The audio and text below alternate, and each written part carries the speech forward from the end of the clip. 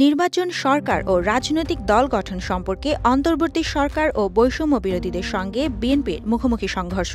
বুধবার বিবিসি বাংলার সঙ্গে সাক্ষাৎকারে বিএনপির অবস্থান নিয়ে দলটির মহাসচিব মির্জা ফখরুল ইসলাম আলমগীরের বক্তব্য নিয়ে আলোচনার সূত্রপাত হয়।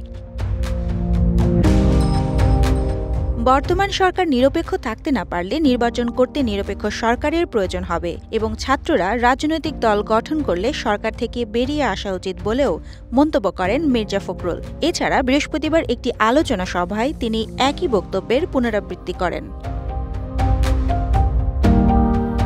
এমন বক্তব্যের প্রতিক্রিয়া আসে অন্তর্বর্তী সরকারের দুই তরুণ উপদেষ্টা নাহিদ ইসলাম ও আসিফ মাহমুদের কাছ থেকে। কড়া সমালোচনা করেছেন ছাত্র আন্দোলনের আহ্বায়ক হাসনাত আব্দুল্লাহ। তিনজনই সামাজিক যোগাযোগ মাধ্যম ফেসবুকে তাদের বক্তব্য তুলে ধরেছেন। বিএনপি মহাসচিব মির্জা ফখরুল ইসলাম আলমগীরের নিরপেক্ষ সরকারের দাবিকে আরেকটা ১/১১ সরকার গঠনের ইঙ্গিত হিসেবে ফেসবুক পোস্টে উল্লেখ করেন তথ্য উপদেষ্টা নাহিদ ইসলাম। রাজনৈতিক দলে যোগ দিলে উপদেষ্টারা সরকার থেকে বের হয়ে যাবেন জানিয়ে নাহিদ বলেন, সম্প্রতি আওয়ামী লীগের কেন্দ্রীয় কার্যনির্বাহী কমিটির সদস্য মোহাম্মদ আলী আরাফাত স্ট্যাটাস দিয়েছেন যে এটা অবৈধ ও অনির্বাচিত সরকার। একটা নিরপেক্ষ সরকার লাগবে, এর আন্ডারে সুষ্ঠু নির্বাচন হওয়া সম্ভব নয়। সো একই টোনে আমরা যখন কথা বলতে দেখছি, এটা কিন্তু একটা সন্দেহের তৈরি করে। আমি মনে করি না যে এটা তারা ওই উদ্দেশ্য থেকেই বলেছে, কিন্তু তাদের কথার টোনটা আওয়ামী লীগের সেই টোনের সঙ্গে মিলে যাচ্ছে।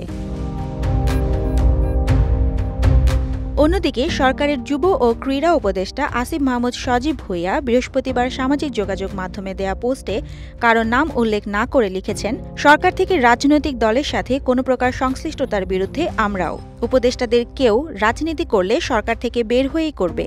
একই সাথে রাজনৈতিক দলেরও সরকারের কাজে হস্তক্ষেপ করা অনুচিত। বিভিন্ন সরকারি বা সাংবিধানিক পদে নিয়োগের তদবির বা চাপ প্রয়োগ করা অনুচিত।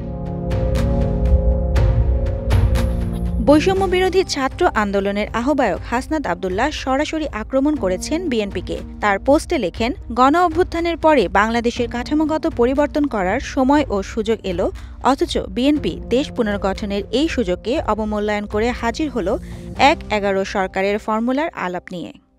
ডেস্ক রিপোর্ট, সাম্প্রতিক দেশকাল।